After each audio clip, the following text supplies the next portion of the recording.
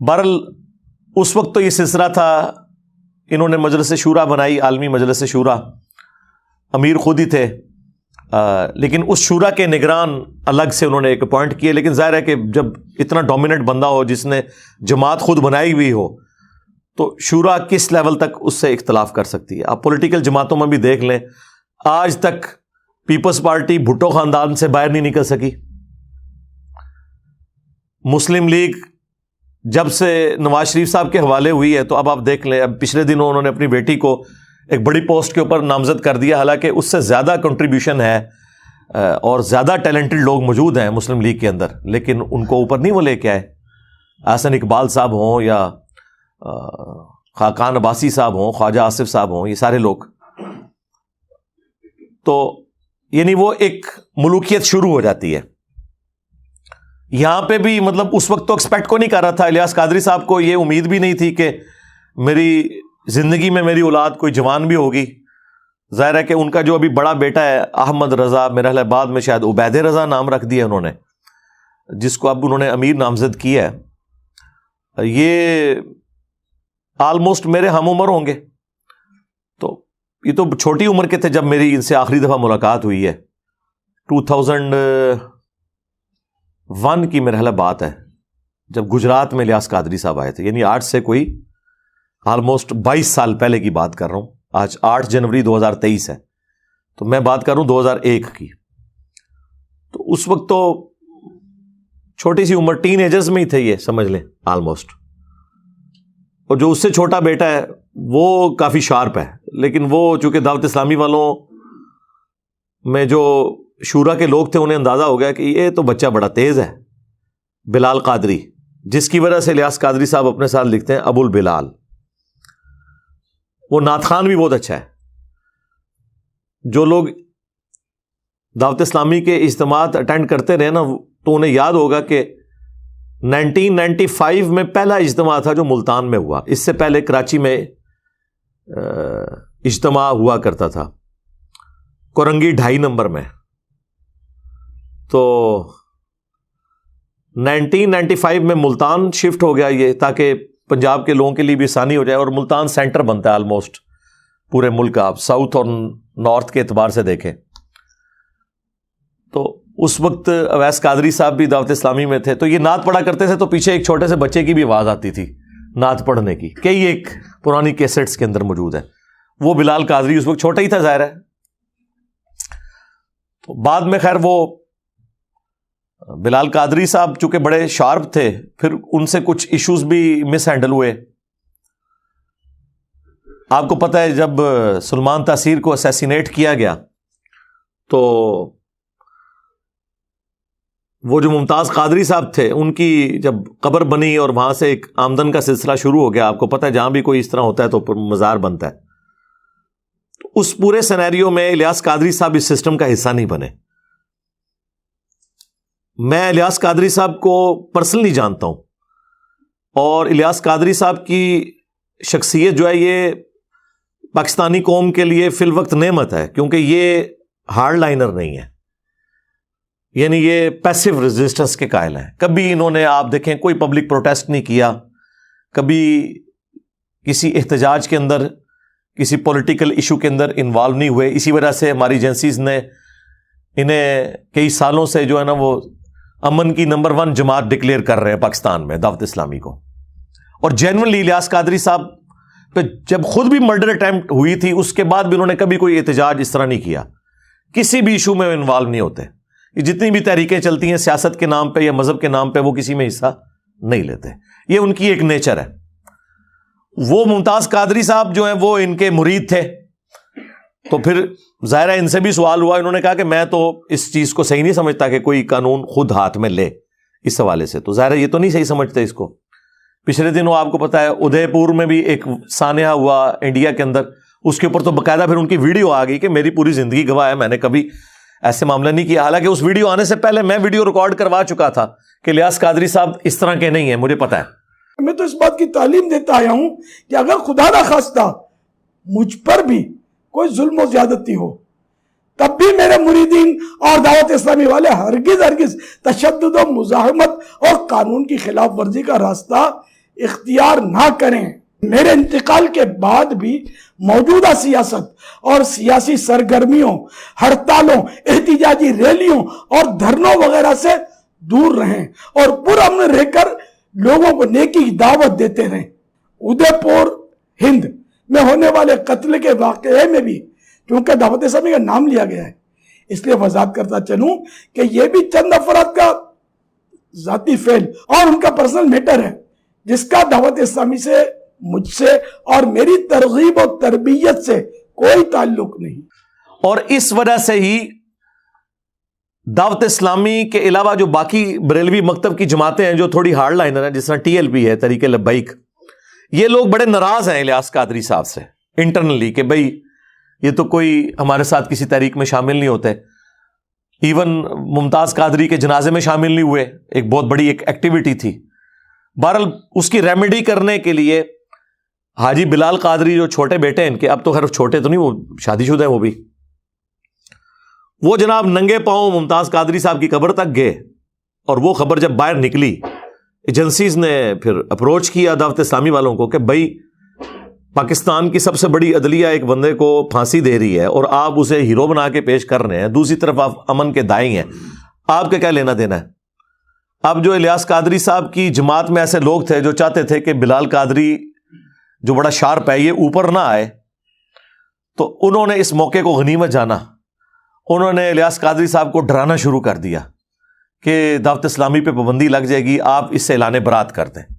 وہ اعلان برات کیا کیا، وہ اس کو انہوں نے جماعت سے ہی نکال دیا، اپنے سگے بیٹے کو.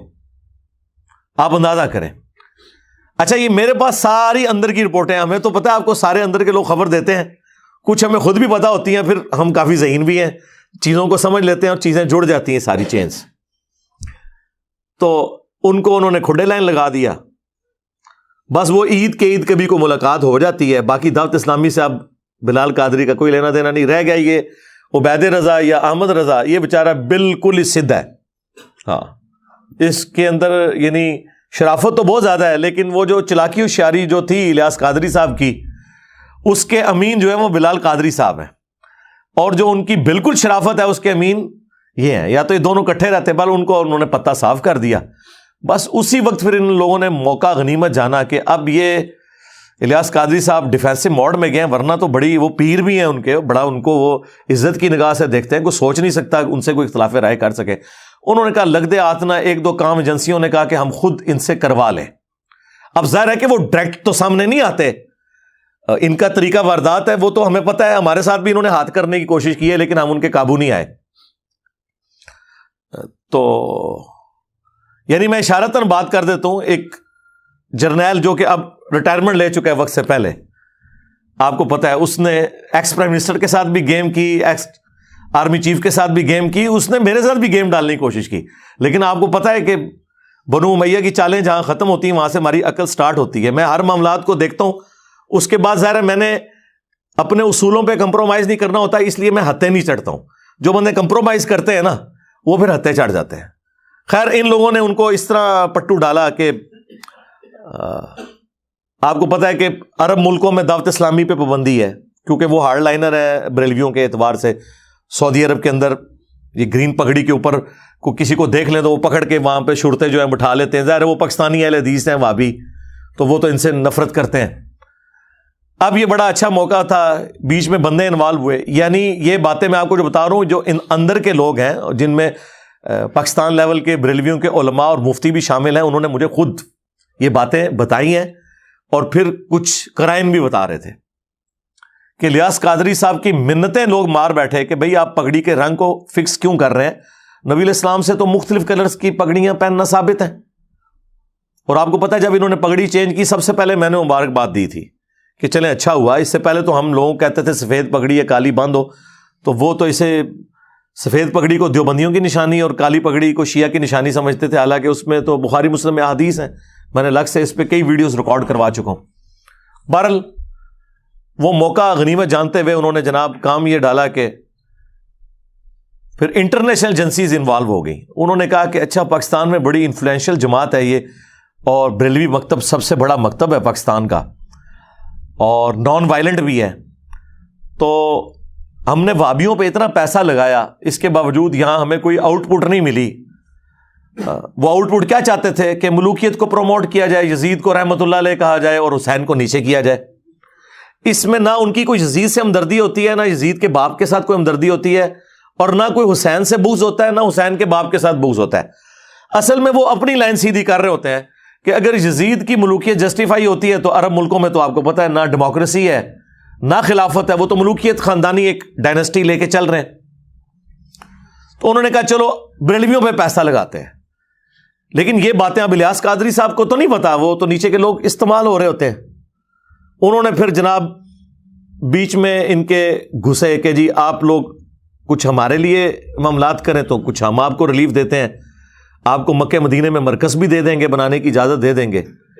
تو دو کام آپ کریں، ایک تو اپنی پگڑیوں کا رنگ چینج کریں۔ اس میں پاکستانی ایجنسیوں کا بیچ میں بینیفٹ یہ تھا کہ گرین پگڑی سے ایک جماعت بن جاتی ہے، ایک یونٹی ہوتی ہے، اور یہاں تو وہ کسی جماعت کی پاپولرٹی کو برداشت نہیں کرتے، نہ کسی پرائم منسٹر کی پاپولرٹی کو برداشت کرتے ہیں، تو وہ کوئی نہ کوئی معاملہ چلا دیتے ہیں اس کے خلاف۔ بہرحال انہوں نے کہا کہ ٹھیک ہے جی آپ پگڑیوں کے رنگ چینج کریں، رنگ چینج ہوں گے تو یونٹی خود ہی ٹوٹ جائے گی۔ ایک نہیں، اب وہ رنگ کیا چینج ہوئے ہیں، وہ ایسے عجیب و غریب رنگ پہن رہے ہیں، بندہ کہتا ہے یار یہ کون سے رنگ پہن لیے انہوں نے۔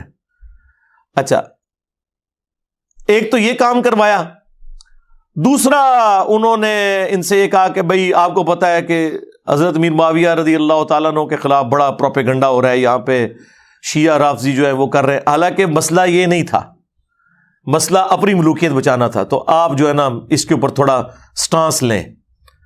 تو اس میں پھر انہوں نے باپا جانی کو یوز کیا، انہوں نے جناب وہ نعرے لگا دیے بے گناہ بے خطا معاویہ معاویہ۔ فیضان امیر معاویہ، عاشق مصطفیٰ حضرت معاویہ، زاہد و پارسا، حضرت معاویہ، خوبرو خوش ادا،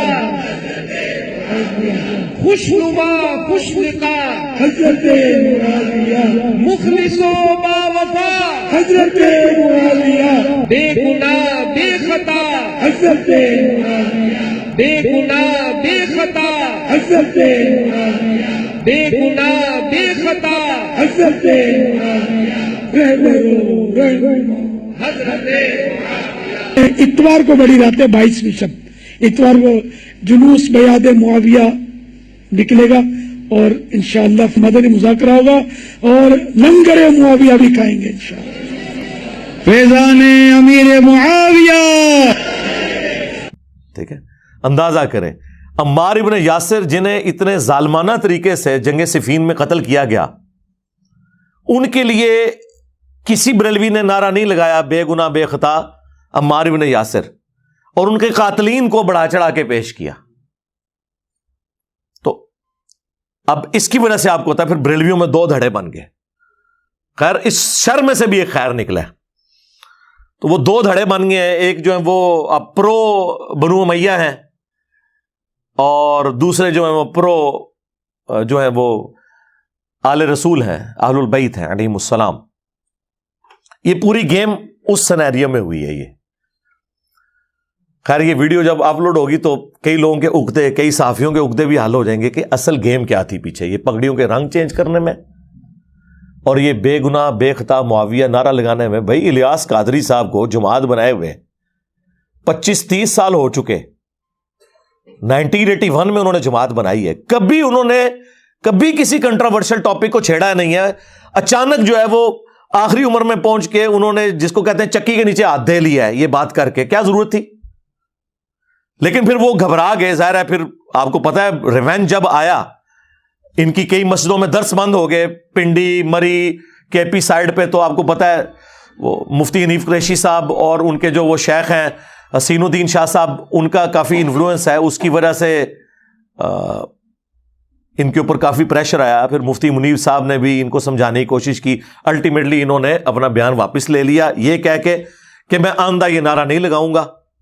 یہ نہیں کہا کہ انہوں نے غلط نعرہ لگایا، انہوں نے کہا میرا مطلب تھا کہ ان کی خطا اجتہادی ہے اور چونکہ اس پہ اجر ملے گا، اس کانٹیکسٹ میں میں نے کہا تھا۔ بھئی یہ تو نہیں تھا، آپ نے کہا تھا بے گناہ بے خطا معاویہ معاویہ، ٹھیک ہے.